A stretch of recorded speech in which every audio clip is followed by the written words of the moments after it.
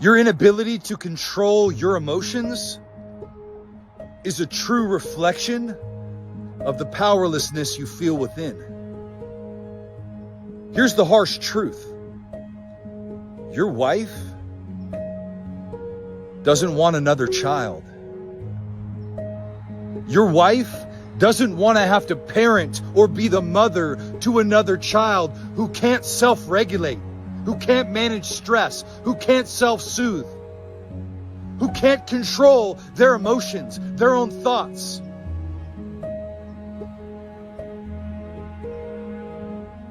You're so triggered by everything that happens around you because you're so disconnected from what goes on inside of you. You make me feel, this makes me feel, No, you make you feel. You make you feel. You are the common denominator in your emotional life.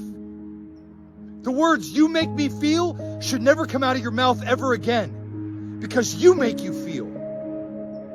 Your perceptions, your thoughts, your reactions, your beliefs, and all the shit that you brought into this relationship makes you feel.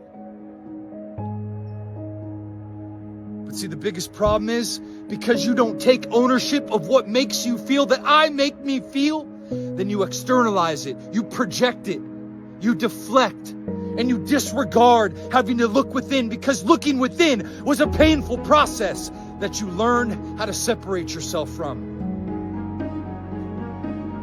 You learned how to separate yourself from yourself. Because being yourself was a painful process at some point in your life. Earlier in your life, at a former time in your life, being connected to yourself was painful.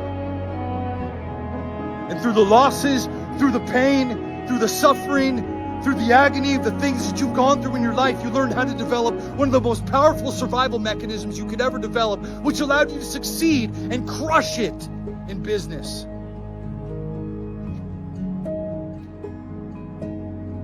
You developed the ability to harness in on a goal, completely separate yourself from your emotions, and go after it with everything you have.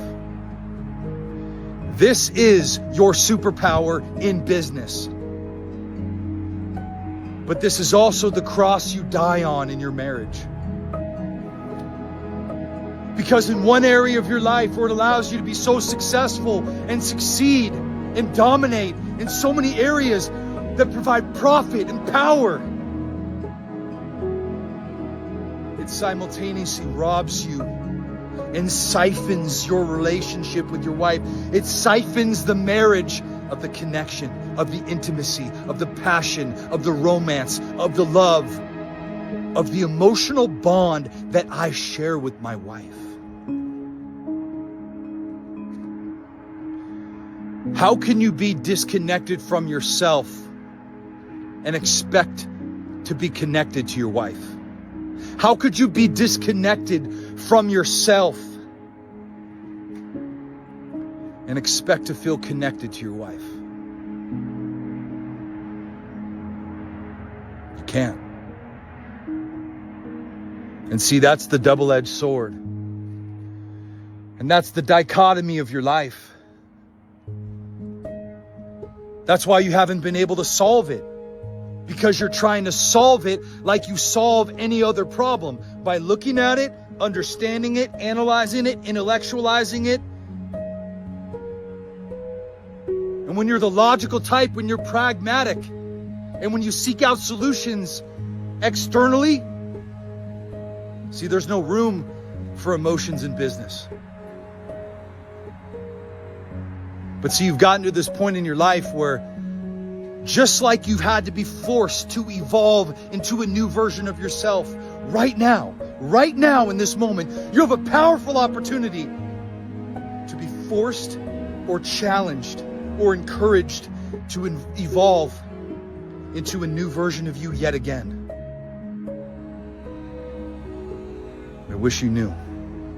I wish you knew what you were capable of in this area.